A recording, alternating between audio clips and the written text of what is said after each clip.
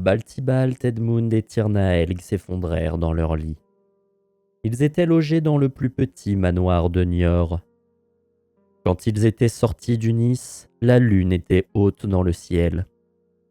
Chaque peuple était rentré dans son village attitré. « Le congrès durera encore plusieurs jours », les avait informés Robert Katteborg. « Mais votre présence n'est plus requise. Reposez-vous, vous partez demain pour Circonion. » « Je ne comprends pas, » demanda l'elfe nain. « Qu'est-ce qui te dérange dans le titre de barbarde? Je trouve ça assez unique. » Un silence ponctua ces paroles. Edmund se redressa sur ses coudes. « Ça me fait me sentir incapable. Le terme barbarde, lâcha Baltibalt. Ça me donne l'impression de n'être qu'un moins que rien.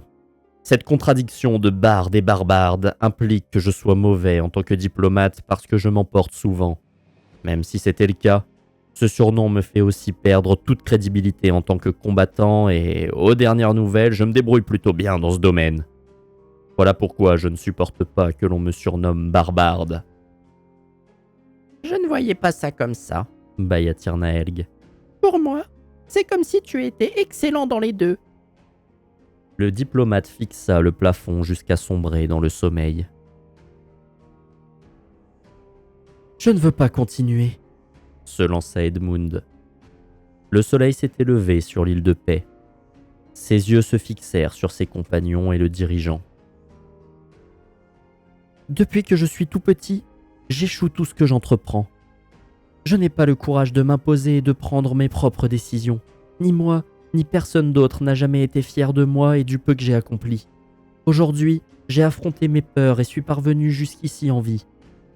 Mais je ne me sens pas le courage de poursuivre cette quête. Pas de cette façon en tout cas. » Il plongea ses yeux brillants dans ceux du vieil homme. « J'apprécie la capitale. Si vous l'acceptez, monsieur Katteborg, j'aimerais rester à Auclarion et vous aider dans cette affaire depuis la ville. » L'homme soupira et hocha la tête. « Ce n'est peut-être pas l'idéal, mais 2 personnes suffiront pour cette mission. Cela attirera moins l'attention sur vous. » Edmund se tourna vers Baltibalt. Ce dernier s'approcha. Sa main se posa sur son épaule. « Je ne valide peut-être pas ta décision, » déclara-t-il, « mais je te félicite d'avoir tenu jusque-là. Tu peux être fier de toi. » L'ancien diplomate lui tendit une main qu'Edmund serra timidement. « Ces jours passés avec toi m'ont fait découvrir que tu n'étais pas l'abruti que j'ai toujours cru connaître. Je suis content que tu aies fait partie de cette aventure. Prends soin de toi et n'oublie pas une chose essentielle à tout bon diplomate. Garde confiance en toi et tout le monde t'écoutera. » Robert Katteborg, entouré de la garde blanche, reporta son attention sur Baltibalt et Tirnaelg. « Encore une fois, je vous remercie pour votre dévouement.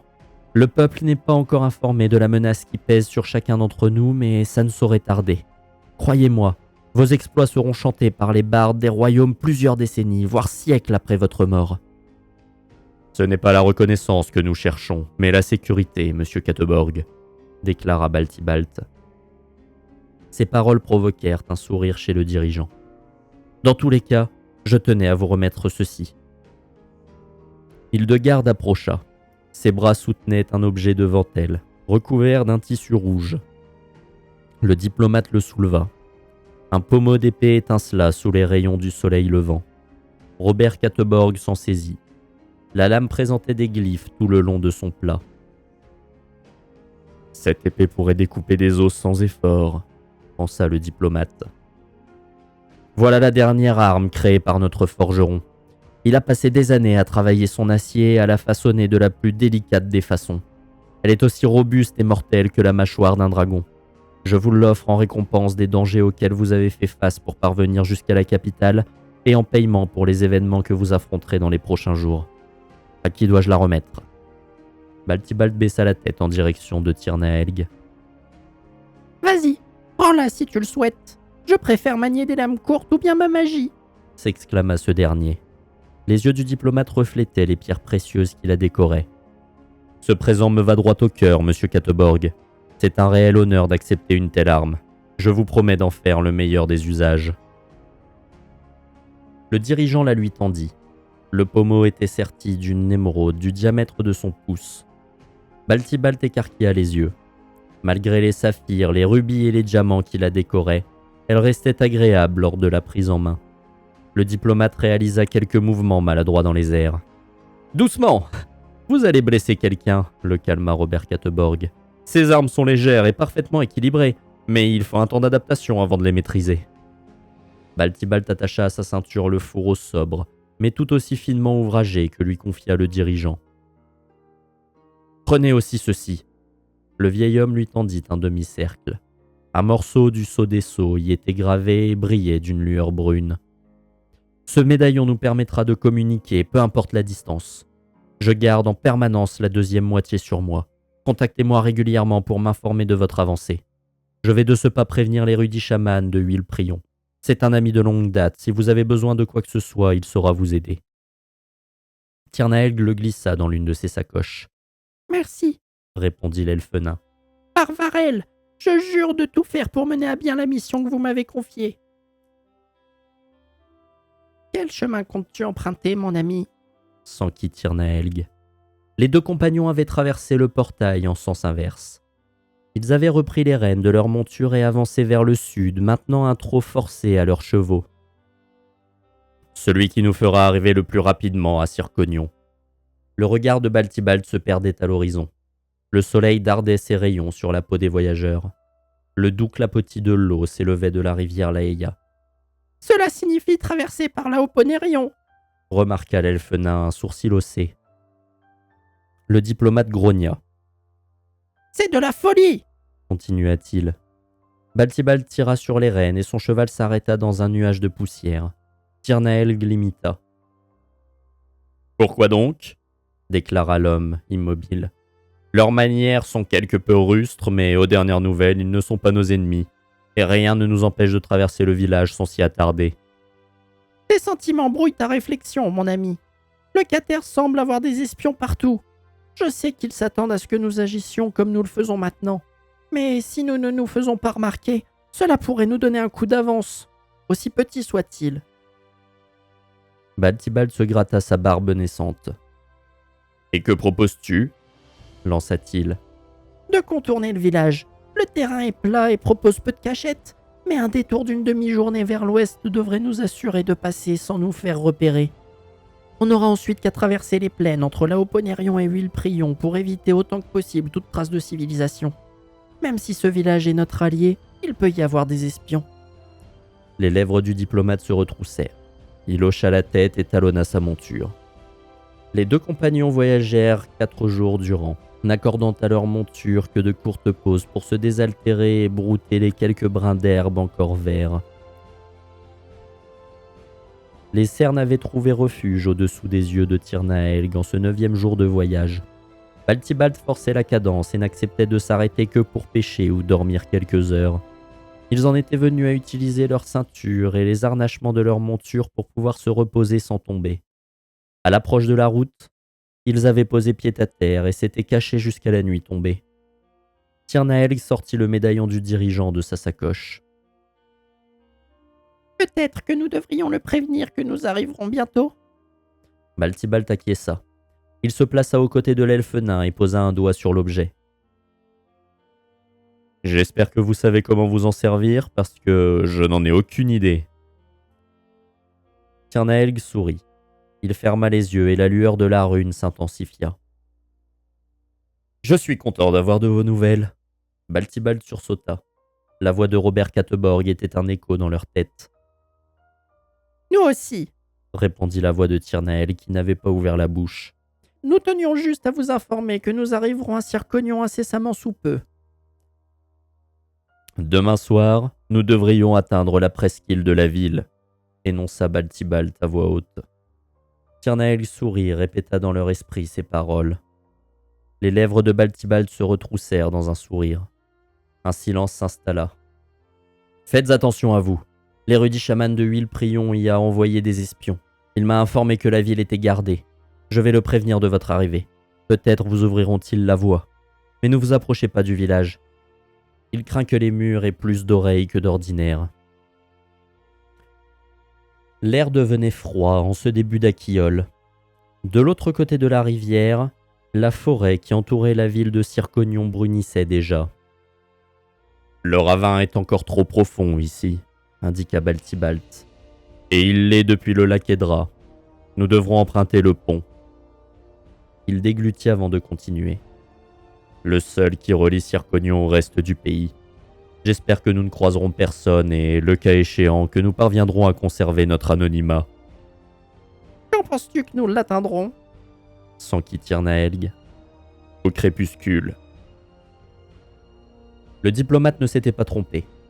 Alors que le soleil se perdait à l'horizon et que les premières lueurs des étoiles parsemaient le ciel, les deux compagnons aperçurent leur passage. Baltibalt pâlissait à mesure de leur avancée.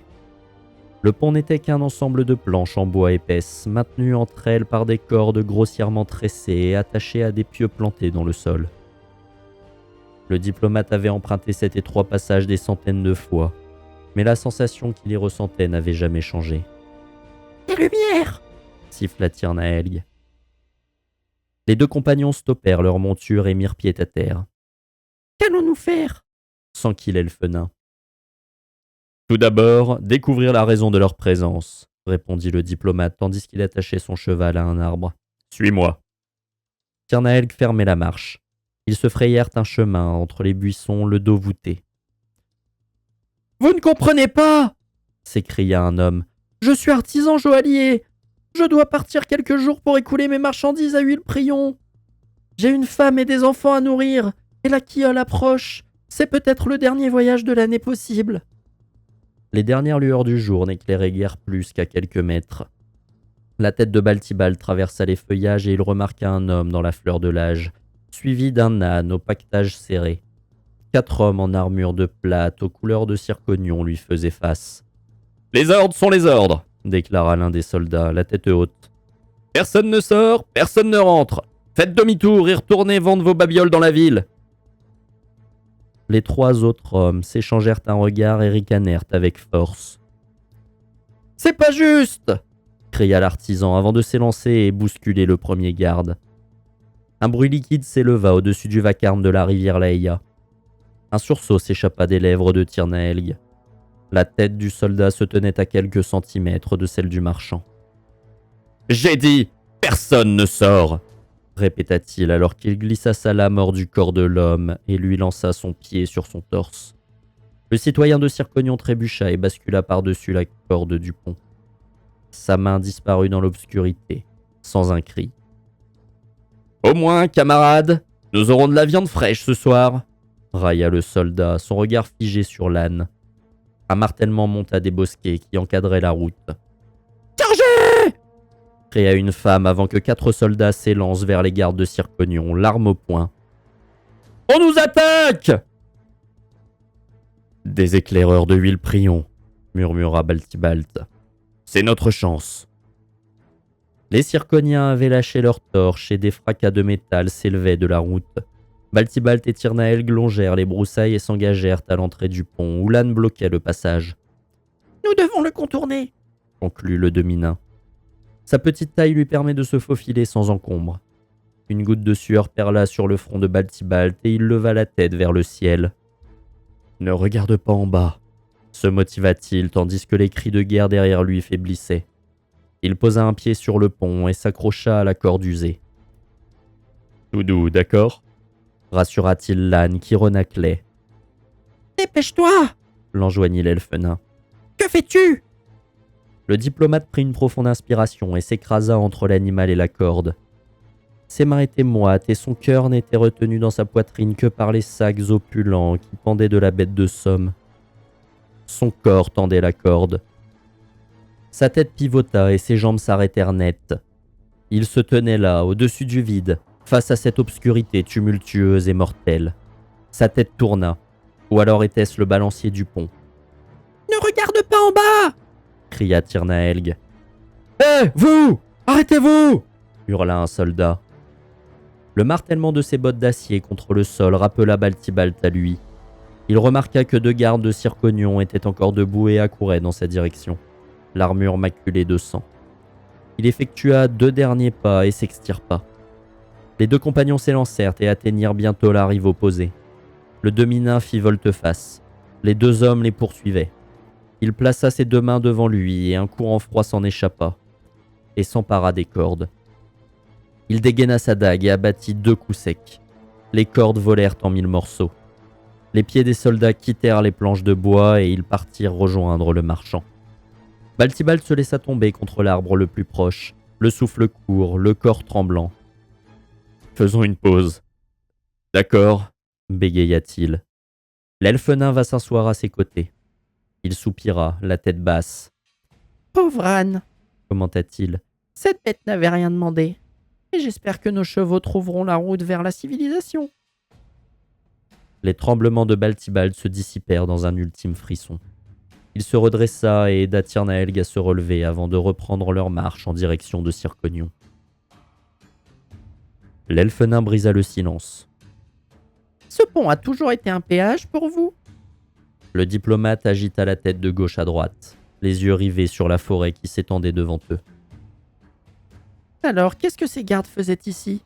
Je n'ai pas rêvé. Il s'agissait bien de l'un de vos hommes. » Baltibald opina du chef. « Dans ces cas-là, pourquoi empêcher les gens de sortir? Si c'est pour nous, ils n'ont pas besoin de ça. Ils savent que nous venons de l'extérieur. » Il se gratta le menton, la tête levée vers l'imposante stature de son compagnon qui serrait la mâchoire. « Tu penses que si on leur avait expliqué, ils auraient été à l'encontre des ordres de Nélion ?» Les jointures des doigts de Baltibald blanchirent. « Je ne sais pas, Tirnaelg !» hurla Baltibald. « J'ai vu la même tuerie que toi. J'ai entendu les mêmes mots que toi. Cela fait plusieurs semaines que nous sommes partis. Les événements qui se produisent n'ont pas d'antécédents. Tout a pu changer. Tout. Ce n'est pas parce que moi je vois ce qu'il se passe au-dessus de ces bras d'herbe qui me chatouillent les chevilles que je vois tout ce qu'il se passe en Almalérion et dans tous les royaumes frangarés. Alors si tu le veux bien, arrête de poser ces questions stupides et avançons. Je ne voudrais pas que l'on signale sur tous les toits que nous sommes de retour dans la région. » Tirnaelg tortillait ses mains l'une dans l'autre. « Très bien, » souffla-t-il.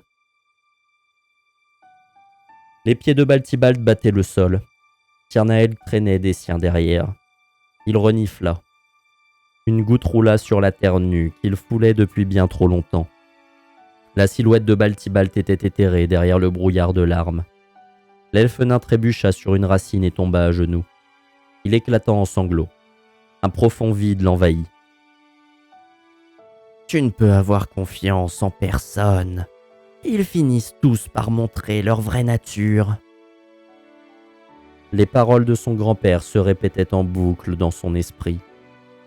Une main saisit son épaule. « Lâche-moi !»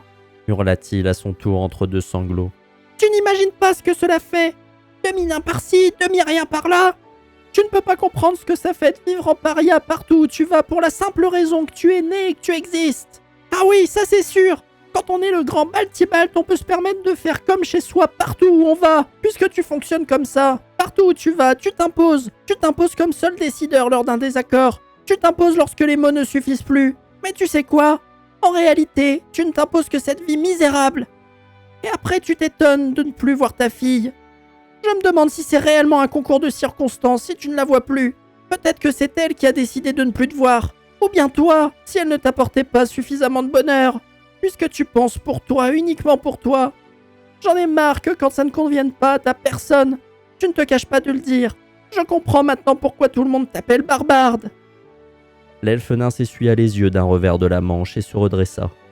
Il surplombait Baltibald agenouillé devant lui. « Maintenant, je m'en vais récupérer mon cube. Je te souhaite le meilleur. Adieu, Baltibald. »